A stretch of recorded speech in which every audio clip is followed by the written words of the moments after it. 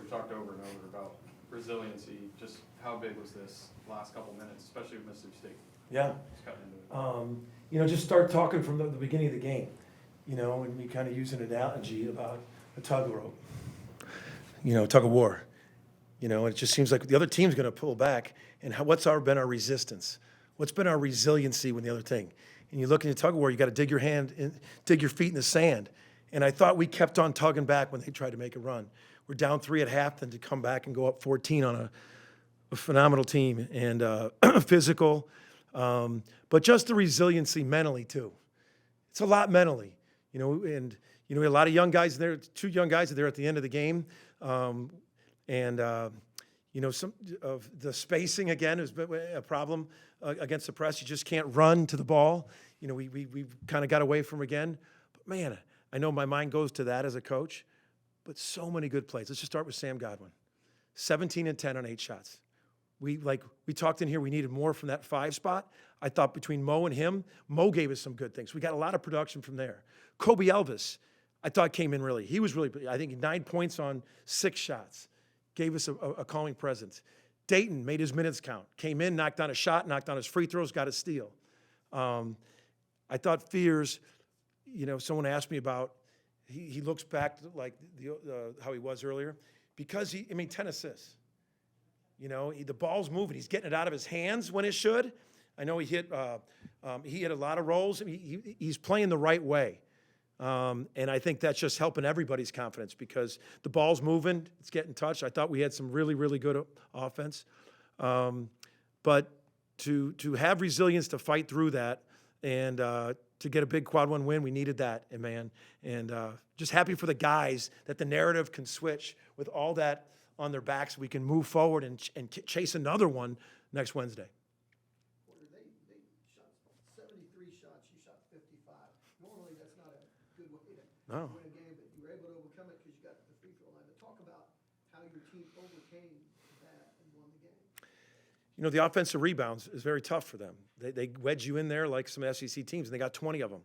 And it almost, but I thought for us, I thought we were really efficient, different things. But that normally, you see 18 more shots.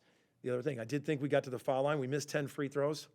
That was, tough. But I'm not looking at all the things. I can look at the other ones. I'm happy, so happy for those young men. That they fought through hard and came out the other end with resiliency against a quad 1 game, and that just really puts that in the bank. And now we can change the narrative and move on and play with, just continue this. I was just really happy for them. Porter, what has this three-week stretch been like in terms of trying to keep the confidence up? It's faith. We get put in different situations. The good Lord Jesus puts you in spots, but you got to trust, believe in the people you love.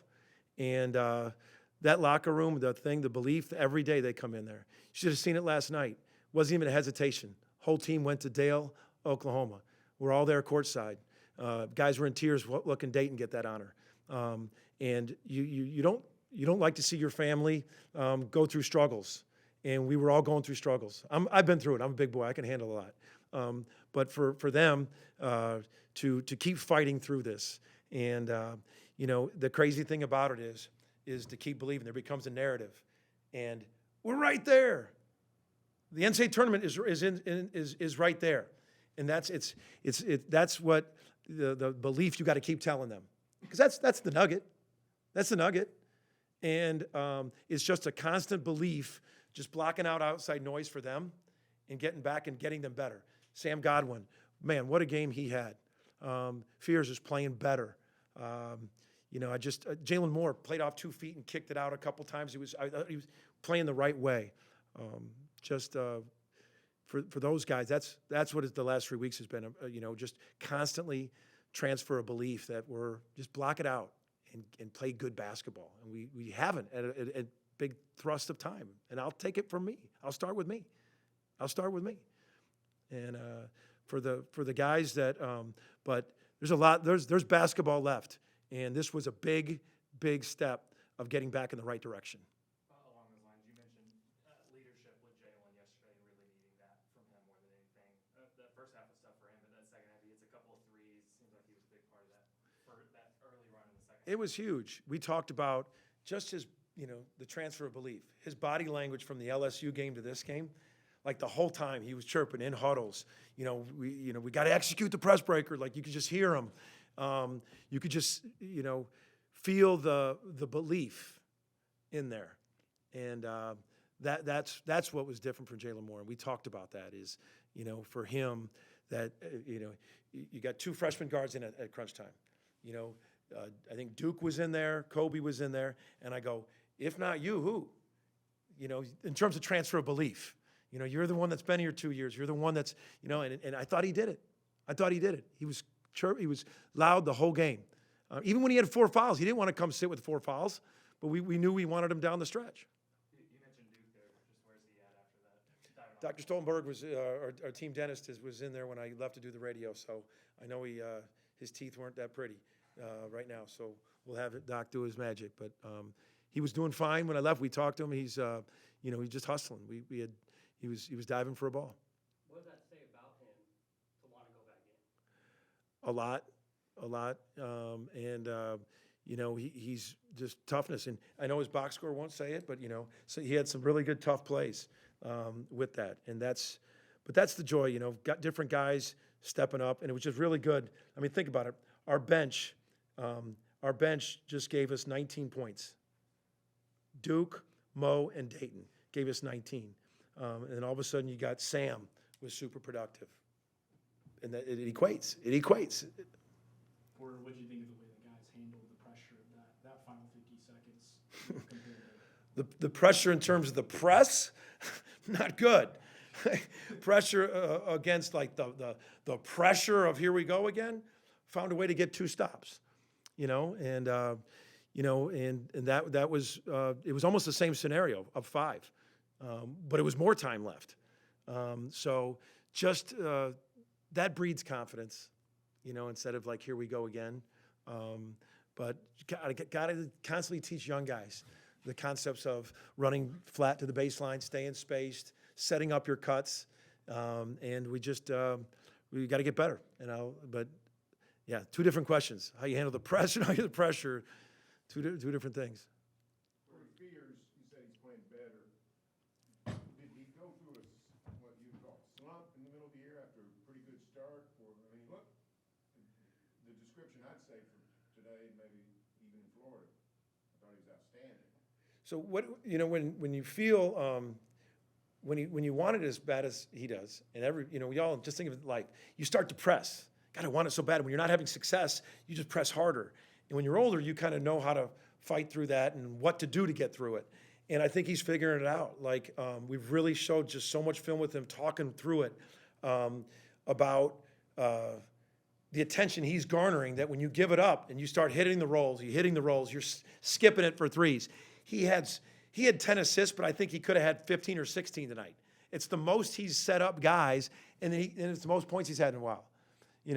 And I think he's the correlation of understanding, hey, they're going to double me. I got to get it out of that trap fast. And we're playing 4-on-3. I thought he played such a better floor game, and it's been a process of teaching tons of film work with him, situational stuff. But he's also was confident scoring. He's always been confident. He's never not been confident scoring. But I think some things are freeing up for him because he's setting up other guys, and now they just can't load up on him. What about his mindset today of accepting the contact, going to the line 14 times? I'm telling you, Mississippi State is as physical as they come. I mean, Chris was an assistant of mine. I know how he's always coached. And you could just see the physical bodies of Mississippi State. It was and I thought he did a lot of good things, and we'll keep getting better, but I thought he did a lot of good things against their physicalness. The rebounding, we had a lot of backside rebounds against our guards. We got to clean that up. Out of the 20 rebounds, you're going to see how many of them were backside rebounds against our smaller guards. We've got to get inside, wedge them out, and do better with those. Porter, you mentioned the outside noise. How exactly are you able to get these young guys who grow up online to kind of block that out? Because it seems like the negativity has just been kind of overwhelming. It shows them there, like, where we are in terms of what a win will do for us. We come in and the competition And we stubbed our toe against LSU. There's no question about it. We blew a lead, and we should have had it. And you have to get them back down and sit in the room and just be like, where are we with our goal? We talked to this mission statement about we need to play better basketball to win games to get in the tournament. And it's just constantly to where we're at. Were we 40 teams off the bubble? No. And just it's about believing. And, you know, we still got 2 more home games, and I'm praying this thing's packed to give to against Kentucky because they know it. They see it when they go on the road. We pull our bus up, and it's camping out. It's already full by an hour before the game. They know it.